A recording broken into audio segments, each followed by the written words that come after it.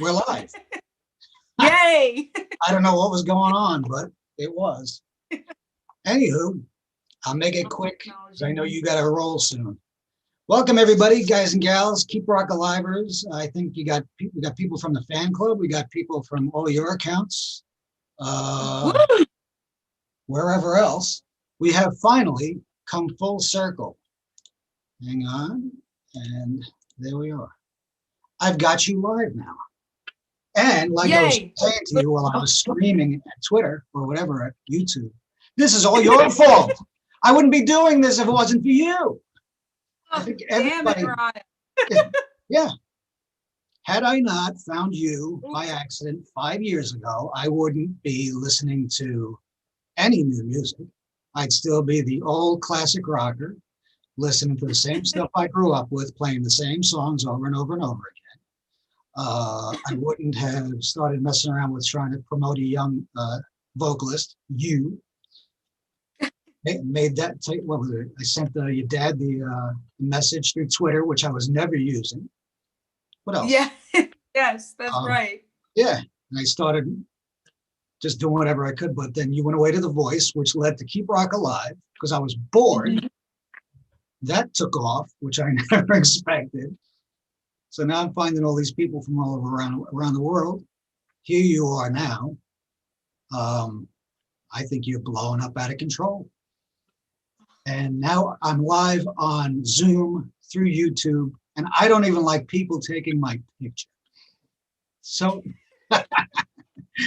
anyway, what's going on in Albany? Is it cold? Oh yeah, it's freezing here. Would you rather? Only like the last. Probably. It's been like really freezing. Would you rather be fishing in Florida with your father right now?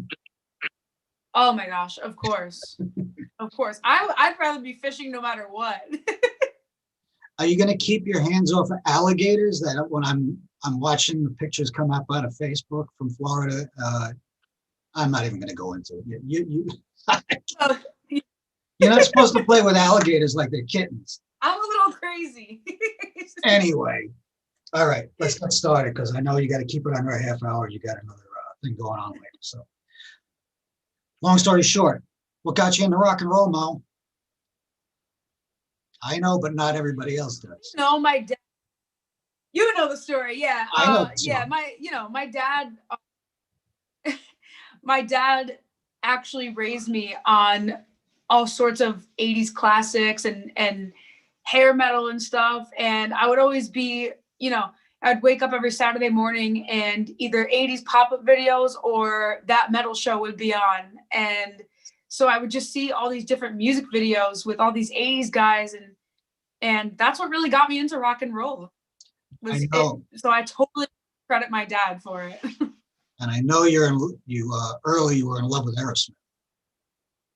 Oh, yeah. Even your room is basically the Aerosmith Museum, right? Right. I used to call it Aeroville. Right. Well, I mean, I painted that room. This obviously I was like 7 because any adult would not paint their room pink. But like I painted my room 2 shades of pink. I did one like baby pink and then the other 2 like hot pink to resemble the album cover of Just Push Play. That's all. Aerosmith. That's how crazy I was. Yeah, I told people that story. One thing this I want to clarify, like I said, Keep Rock Alive is actually the house that Mo built. This is all because of you. There's no getting around. And I wouldn't be doing anything like this. And believe me, I love doing this. I'm living vicariously my rock and roll dream that I had as a kid through you. Crazy. And I'm honored and I'm glad But that's the effect. I call it rock and roll DNA. This DNA went backwards. It went through a young kid. You were 15 then, and now you're 20. I mean, sure. Crap. I know, crazy. And that's so weird. Keeps going. You're a 15-year-old kid who at the time who influenced a 49-year-old dude. Because when I heard you, I got to say it. I can say this. I said out loud at the Gramercy, "Holy shit." And that was it. I came down to the table, saw you, never said it, and then rest is history. But anyway, um, not everybody at Keep Rock Alive really knows the story about you, but long story short, I know you learned how to play guitar before you knew how to sing. Or that I shouldn't say knew how to sing, knew you could sing. Because you're, well, it's true. Your ability to sing is a natural gift, period. And like I was saying before, I don't know if I said it already before, when I was talking to your dad on the phone before, I hear music in the background, I hear somebody singing, it's you, and I'm thinking it's a recording, and no, it's just you, which is just, I swear to God, you'll never, ever stop blowing me away, ever. Unbelievable. But you learned how to play the guitar because you just loved it. You basically, quickly you said that you were excelling past what your tutor was throwing at you when you were having guitar lessons as a kid. And that was what, 7, 8 years old? When you were learning? Yeah, that was around 5 or 6. Yeah, actually. 5 or 6. Yeah. What I think it was a Target built-in amp speaker. You know, Yep. She's never going to really want to learn how to play guitar. Right. Hire a cheap one. Yeah, and like every parent does, let's just shut her up. Instead, right. You really should have been upgraded to a Marshall half stack by 7, and like a whatever Gibson you wanted, or well, that's mine. But it was the story awesome. that tell everybody the story about your parents hearing you singing in your bedroom. What happened? Oh yeah, so my cousin had just graduated high school, and so we had her graduation party at my house. And one of my friends was there, and she's like, hey, you want to do karaoke? And I was just this little introverted, like I never said a word to anybody unless they talked to me. I never did anything. I didn't know what a good voice sounded like. And so I was like, I mean, sure, yeah, I guess. So the two of us just started doing karaoke in my room, and she's like, what do you want to sing? And I'm like, I don't know. I'm like, what do you want to sing? She's like, let's do Rolling Deep by Adele. So I'm like, all right. So we started singing, and her dad came in, and he was just like, oh my gosh. And so he left, and then he came back with like my parents and my aunts and my uncles and everybody else. And he's like, did you know that your kid can sing? They're like, what? No, she's a guitar player. She doesn't sing. And next thing I knew, there was everybody in the party was in my room, and it was supposed to be my cousin's graduation. And the rest is history. Shortly after, I got 6 lessons, and I just fell in love with it. Basically, your first gig was impromptu, and that was it. Yep. It's the same reaction everybody I tell about you and myself, and that hears you. It's the same reaction, and it just continues. But like I said, I'm trying to condense this for you so you can get going. But that fast forwarded to you ended up going to modern day music, right? Yeah, I did. Yeah, my older brother noticed an ad, and he was like, "Look, it says music school and this and that," and I'm like, "Oh, cool!" And it was just in Clifton Park, and yeah, I think they were newer around that time, and I just started going, and I fell in love with the place and the people there, and I fell in love with my coach, and that's and so I still go you can plug them because I love them. Paul, everybody there. Yeah, modern day music, Clifton Park. And at the same time, when you 9 years old, you started writing music, if I remember. Yeah. Which, yeah, I did. Which fast forward became your first EP at 15 years old, and it took you a while to get it recorded, right? It did, yeah. Yeah, all the songs, the 6 songs that were on the EP, they were all songs that I had written from the time I was like 10 to the time I was like 14, and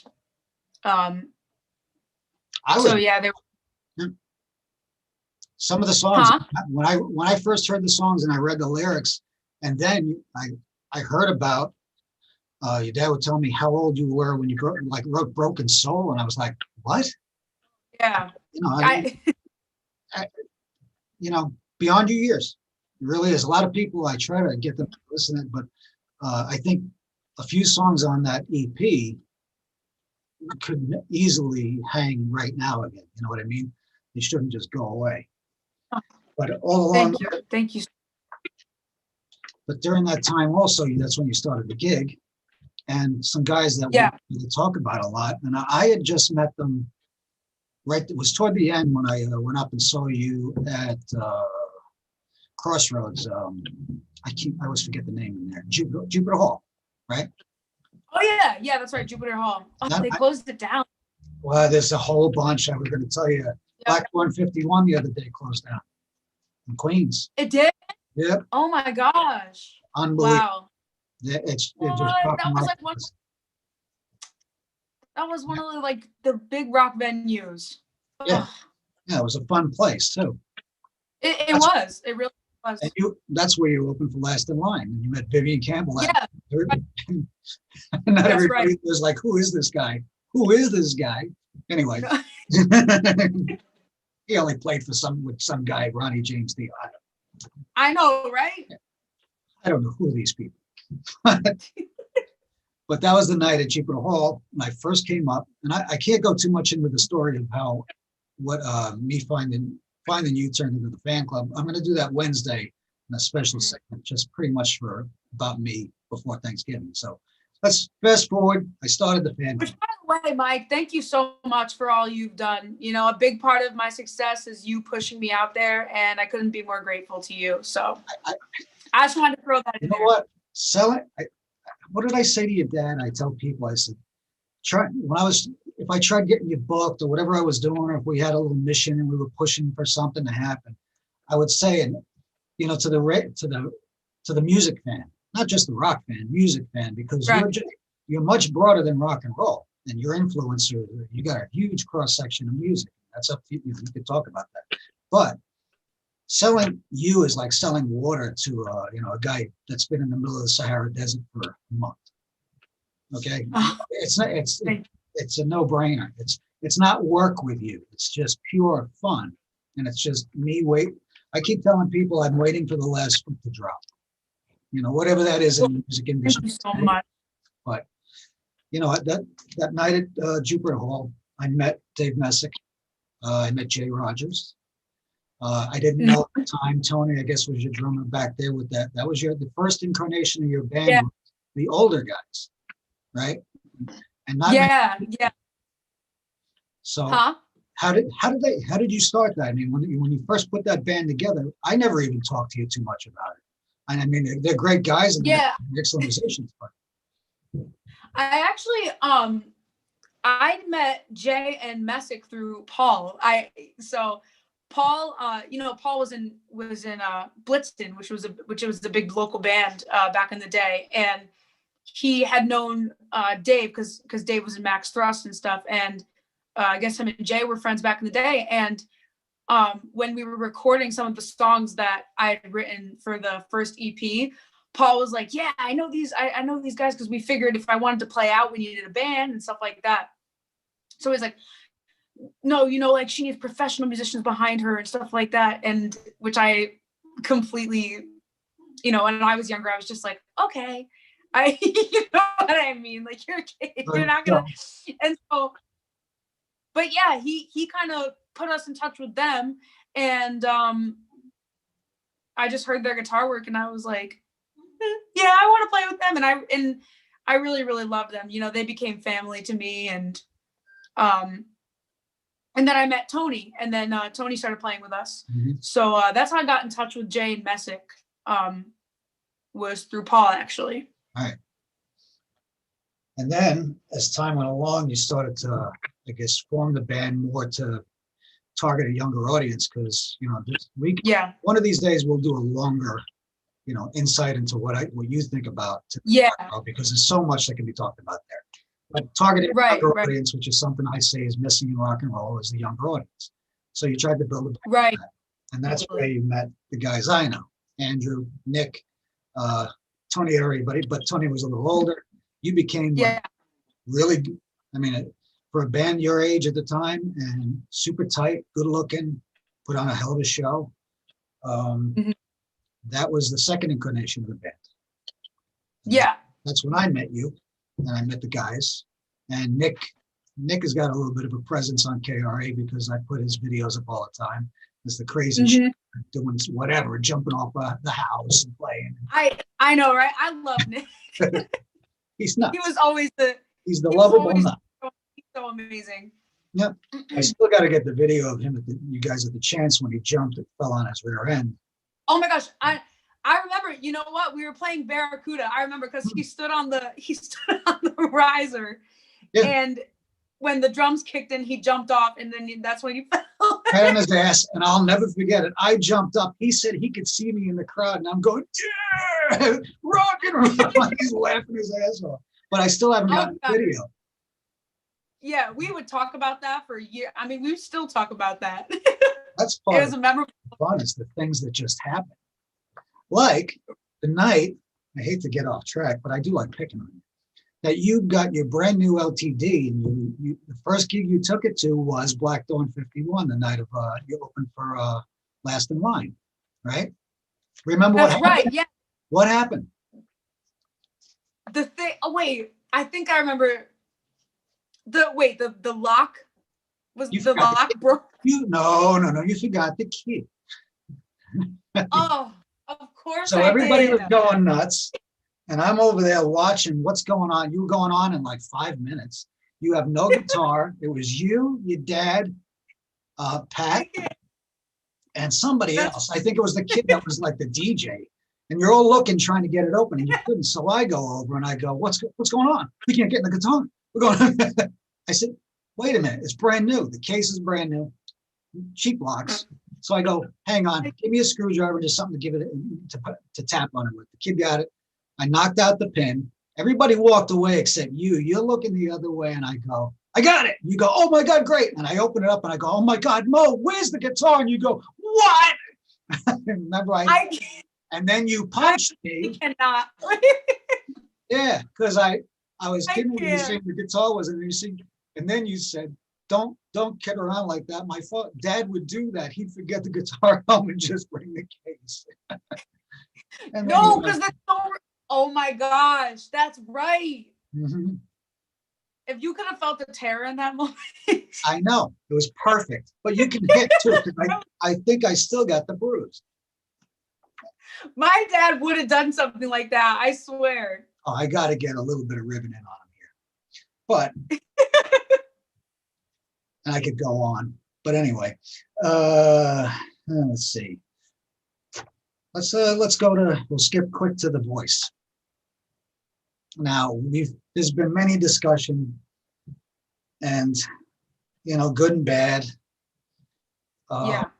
But things that I didn't even know until recently was, like, I always said to your father, the choice of Miley and all that, people have questioned that. You've second guessed yourself. I'm personally, this way, every time I sat with you at a gig and outside and we're on the curb just talking, I never my place to say what I think to you. That's up to you. But when I think out of all the performances, first of all, World Without You was your best. And it never got a lot of, notice because it's kind of a song that I don't even want to listen to it because the thought that was the one that got you, Right, that was the end. Yeah, I have to say because see, this is where I would get diarrhea in the mouth, and I can't do that. I'm trying to be nice. But she out of her mind, Miley Cyrus. Did she hear you that night? Everybody that knows you, and I put your music up here. Crazy on You, I call your signature song, and it's to the point where it's asked for so many times that I'm not going to lie. I can be me for once because now it's my platform. But right, finally. Yes. I'm tired of people asking for the same songs. This kid can do everything else. There's a lot more, which you proved a few weeks ago, but I will talk about that later. But anyway, thank you for playing. Well, that's the whole. Even if you're tired of them, I appreciate you playing them. You know what? That's the one that gets everybody hooked in anyway. Because so many people, especially on Keep Rock Alive, they're all mostly over 40 classic rock fans, and first thing they hear. Right. And that's a great group to be lumped in with when you're compared. And some people go, "Wow, a younger, better version." You don't. I don't like to compare. It's like comparing baseball Right. today to Babe Ruth. You can't do that. Right. But Right. our time to one of the best voices I've heard in the last 30 years. I say that all the time. I don't say it to you, but I say it to everybody like that all the time. And I don't take that lightly. So thank you so much. That's a huge compliment. But do you have any regrets about, let's say, because I remember when we were sitting outside that barbecue joint, and that's when we all knew you were leaving. And do you have a second guess going, or do you, just you took the experience, lumped what you've learned, in it, mingling with those kind of people, that kind of production, take that as a, valuable experience and moved on? And do you ever look back and say, I wish I hadn't done it, or maybe I would have made a different choice during it? Let's say just with Miley. Honestly, I look back at it and I honestly wouldn't have changed a thing. Like honestly, not one single thing.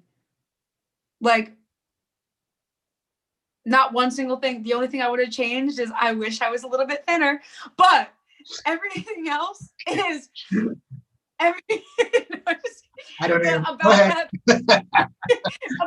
that experience. Anyway. Honestly, one of the best experiences of my life. And I wouldn't have, people could ask me, well, what about choosing Miley? And what about this? And she ended up eliminating you. I met great people on Team Miley, and I met my best friend on Team Miley, who's still my best friend to this day. And I met amazing people that impacted my life, like my friend Janice, who unfortunately a couple years ago. But it was just an amazing experience, It taught me a lot of things about myself, and it taught me how much strength and endurance I really do have in myself. And it taught me to it also, taught me to really, you got to stick with yourself. You have to stick with who you are, because if you don't, people are gonna see right through that. You know what I mean? One thing I know, you came back a better performer after that. You know that. Just your stage presence. Seriously. I hope. That's what I was glad you took from that. It was right. And I came back and I had a newfound confidence, and I'm sure that definitely helped with the stage presence. But obviously, being on a TV show, it's like you got to perform, and you do go over like certain performances. They have like choreographers that help you. Not that like we had a choreographed dance, because that's not my thing.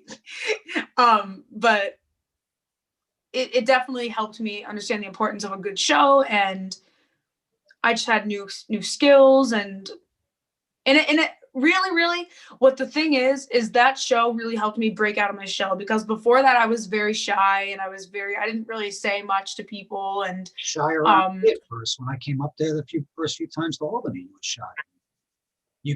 I was. Oh yeah, you were.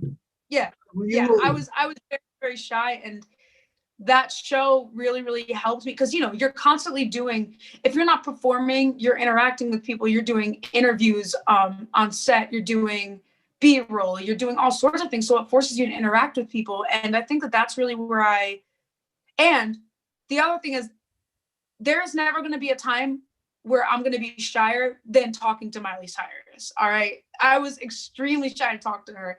And so I think all of those things in combination really helped me to break out of my shell and just become a better performer, a better person, and just a better me, if you will. Well, I tell you what, we noticed the difference that when you came back, and that you were owning the stage every gig after that. You really did. Mm-hmm. Hey, put it in your pocket. I'm trying to keep this. I know you got to roll. So I was going to talk about American Idol, but that we even tried to keep quiet. And I remember that. Right. That Right. I don't. I mean, look. Oh, sorry. Go ahead. I was just gonna say, looking back on it, like I have no, I'm not like hesitant to talk about it anymore. It was a time where I was feeling discouraged for a little bit because, I was eliminated from The Voice, and a few years had gone by. I was 18 at the time. And then, I actually, no lie, American Idol had reached out to me actually. And they asked me, and I said, I was really, really hesitant. I was like, no, I didn't hear good things about that show. I didn't have a good feeling.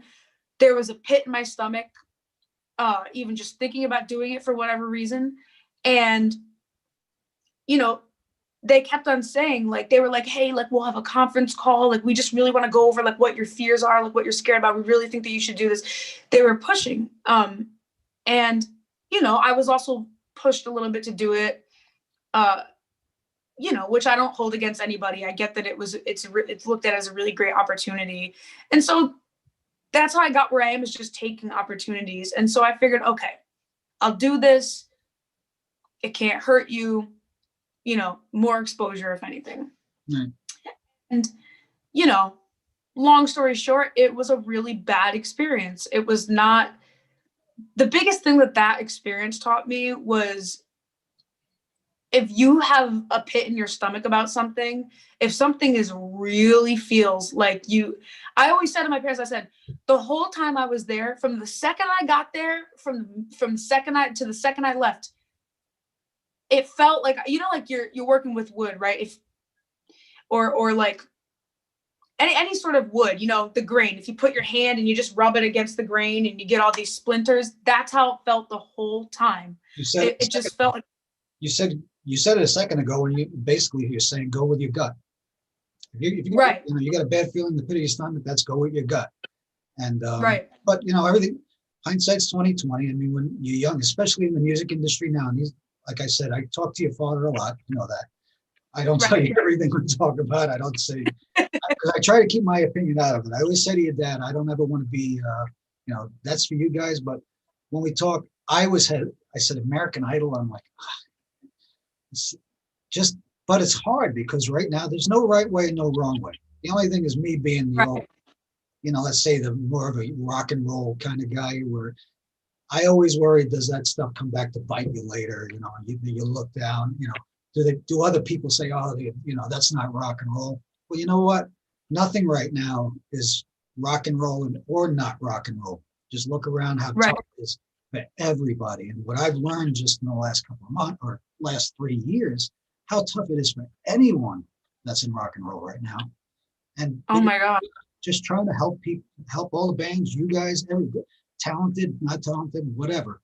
And when you see some of the, junk that's popular today, it just makes no sense to me, blows my mind. It's frustrating. It definitely is very, very frustrating, I will say, and because like you said, I've met so many people, so many great artists, so many amazing singers, amazing performers, amazing writers, amazing bands I've met. And it's like, why isn't there something more of this right now? Like, what, you know what I mean? It can get very, very discouraging very, very quick if you're not. This is a discussion that we could actually have a 2 to 3 hour, let's say, segment on, because and two things I've learned that I talk about it a lot of people around the world, promoters, managers, bands, audio, everybody, very similar opinions, all run into the same problems. But like Keep Rock Alive, you named it. You may not realize it, but you said it when you were song with Michael Sweet 3-4 years ago, and we were kind of tossing the hat around, and we did the video and said just helping to keep rock alive, and that was it. Right, Raina, that's what I named it, and I said this is all because of you. But I'm going to try to keep speeding this up for you because I know you got to go. The big one now, 2020. Now, I was asking other people, what is your first reaction if I say those 2 words, 2020? but so many But different feelings.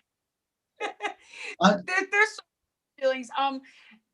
Whenever I think of 2020, I always just think of like, is this a joke? Like, where the kids at? Are we being punked? yeah, This can't be real. we're in the Truman Show. That's right. That's Where's the oh my exit gosh, to this bubble? definitely. Oh my god, for sure. And But that's what I definitely think about whenever I think about 2020. It's and the word chaos also comes to my mind whenever I think about 2020 as well. In but so many different. the silver lining, though, it's opened a lot of doors for you. And like I said, I Oh, try to sure. not show the bias for you on KRA, but I mean, I know things that are going on and stuff and get a little heads up. But this is what your fans, especially the fan club, all your fans, you're looking for the next, what's happening next. This year, you started doing the some stuff online, you know, that in the set. But then you started taking the fan requests, and that blew up. People like crazy. I know that's not your favorite thing to do, is taking the fan requests, but you know, you got God gives you lemons, you make lemonade. So, and that's what's Right. happening. But, Right. And plus, I really do like making my fans happy. Like, I felt there were a couple live streams that I did where I would take requests and I hadn't played like any of the songs that they're requesting. And so a part of me felt bad that I couldn't play it for them. So that was another deciding factor in doing the requests. it's changed the game to where you can start doing things like Right. that. What time, and then you got time to write. But the other thing that it's done is you got your new band, and Yeah. I've gotten to know, spoken to one a few times and posted her videos on Keep Rock Alive Bella. She's your lead guitarist, Yes. right? Yes. Brooksy Colucci, she's unbelievable drummer. Oh, she's ridiculous. And the fact that she's only 17 is even more ridiculous. When your father told me that, I'm like, what?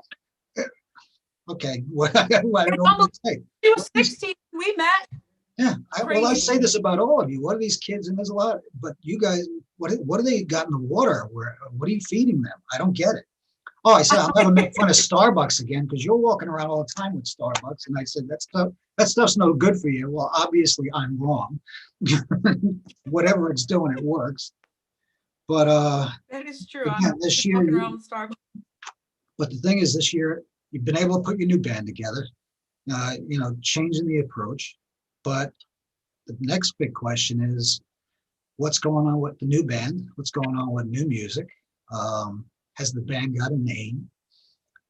When can we expect some music? I know you hear this all the time, and I've got my mole over there at Formica HQ, but I'm never going to give anything up. So I'm going to leave it up to you how much everybody finds out. What's happening? So a lot of exciting things. I can't say too much, but what I will say is we do have a band name, which just came up pretty recent. We finally settled on one. We finally found one that we felt, you know, suited us. We do have a name, and we do have a few songs recorded that are ready to go. So the package is finally coming together. We're in the final stages of putting the whole package together, and you know, definitely by 2021, I hope, you know, people can hear some stuff. There are a few different steps that we have to do first, because you know, in this crazy business, there's all sorts of different things that take place behind the scenes before you can come out and be like, hey, here's this band, you know. But you do have.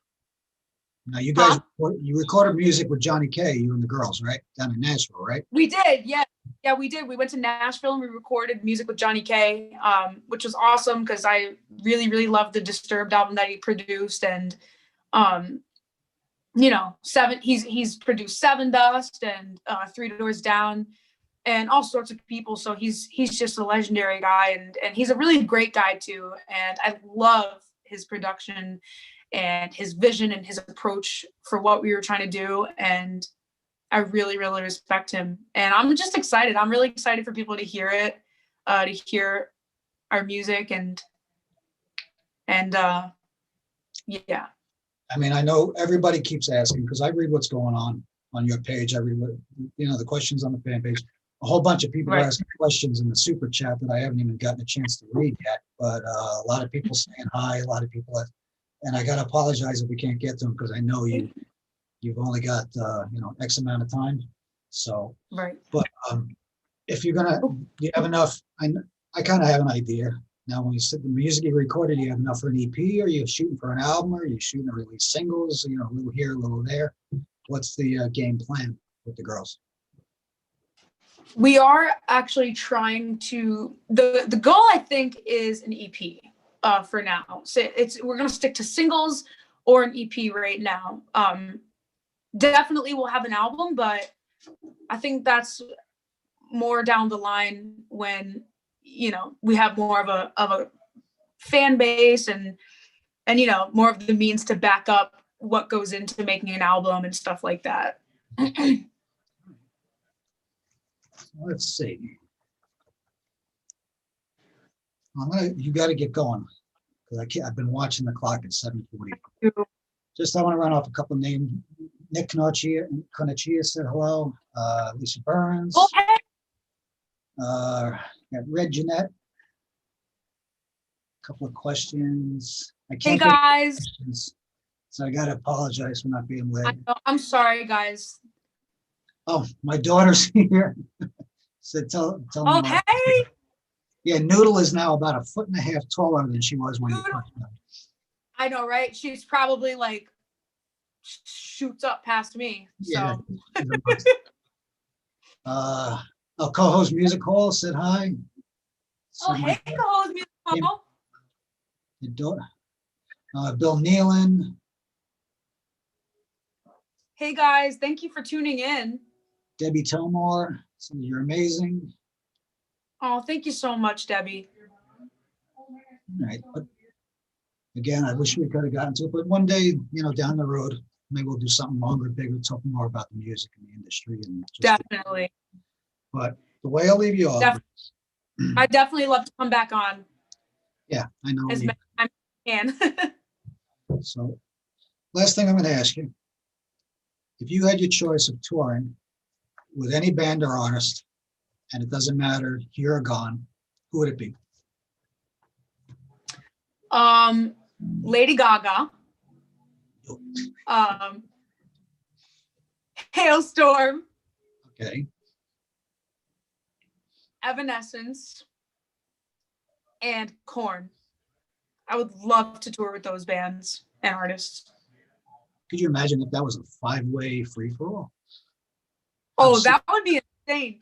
There would be like everybody from like every sort of demographic that you could even think of. The cool thing about that is that would be definitely crossovers. It would be awesome.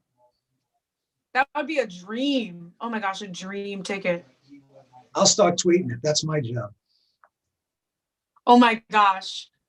If that I'll do I'll do anything. I don't care. That would be so awesome. All right. Like I said, I'm just trying to keep this, so you got to get going. All right. I'll answer some of the questions for you. Yeah, somebody just said Hailstone. Yeah, Alicia Burns. So I'll let you go. What we'll do is maybe someday we'll put it together where we can get together longer. There's some more news down the road, but I'm glad I was finally able to get you in front of KRA because I'm going to. Yep, because this is all because, like I said, I wouldn't be doing this right now if I hadn't found you. Period. That's it. So. Well, I appreciate it. And I wouldn't be doing this right now if you hadn't, hopped on board. So I appreciate all that you. So it's a small piece. This is this is something I always say. I tell your father all the time. It's a family. It's a team effort. I tell him, give me the dirt. I like being the guy in the background that nobody knew my name in the fan club until tonight. It is a team effort, and I'm so glad that you're part of the team. And I thank you for being a part of the team. Seriously, so. I love doing it. So get going, and we'll do this again. Totally. All right, Mike. All right. Thanks, Mike. You got it. All right. Thanks.